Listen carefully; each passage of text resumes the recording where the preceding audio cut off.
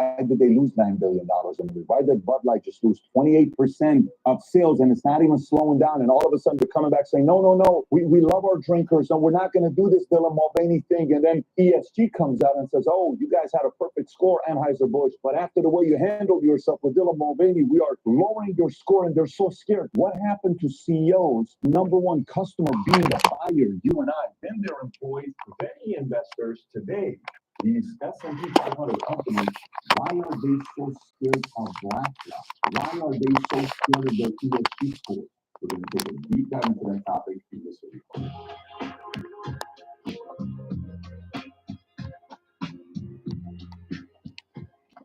A company addresses risks with respect to environmental, social, and governance, hence ESG issues in its day-to-day work and operations. These risks include matters like carbon emissions, employee safety, and board diversity. The system uses analysts and algorithms to calculate environmental, social, and governance ratings that are then combined into a score. So where did the ESG come from? In 2006, the United Nations enacted the principles for responsible investment, PRI. PRI is a set of 6 principles that outline how investors can integrate environmental, social, and governance ESG into their investment decisions. The PRI has been signed by over 3,000 investors, representing over $40 trillion in assets under management. These are the 6 principles of the PRI. Number 1, incorporate ESG issues into our investment analysis and decision-making process. Number 2, seek to ensure that our investment activities are aligned with our commitments to responsible investment. Number 3, disclose our investment policy and procedures in relation to responsible investment. Number 4, encourage investment managers to incorporate ESG issues into their decision-making process. Number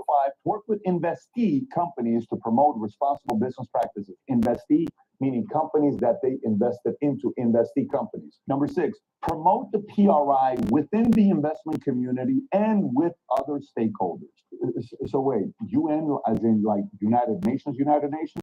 Yes. What the hell does United Nations has to do with the way Bud Light or Target or other businesses on S&P do business? Well, this is how they have had the chokehold on companies to get them to hit a score so they do what United Nations wants them to do, which is what a lot of people in America are worried, saying, wait a minute, why not just worry about America? Who the hell are those guys to tell us how we live our lives, how we run our companies? That's what happens when companies become global companies.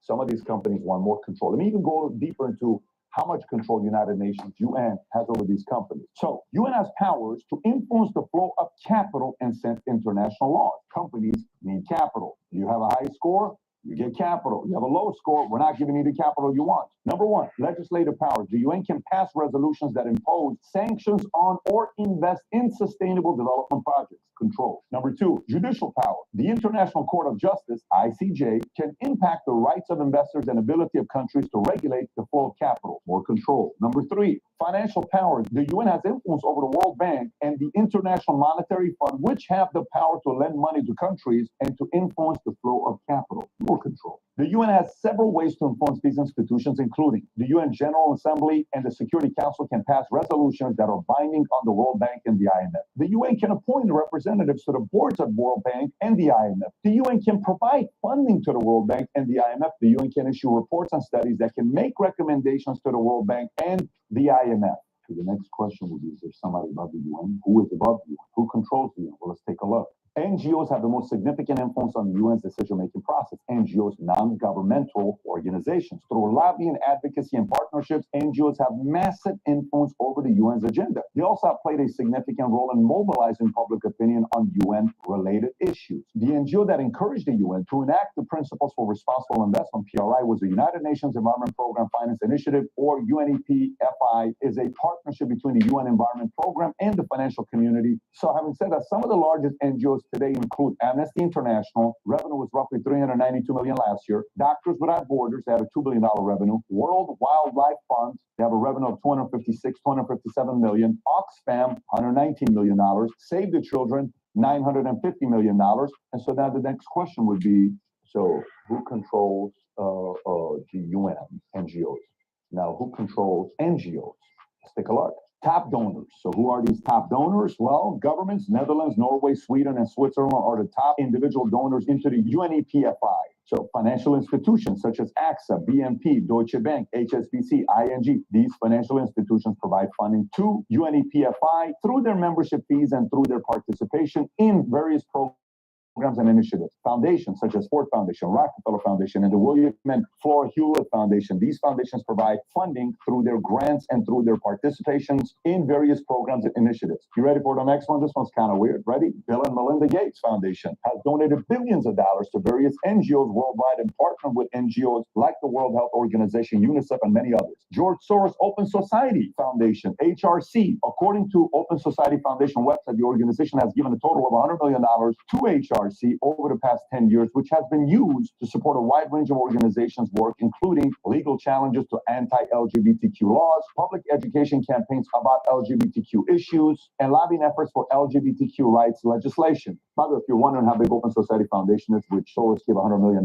to, he's given to them since 1984, $32 billion of his own money.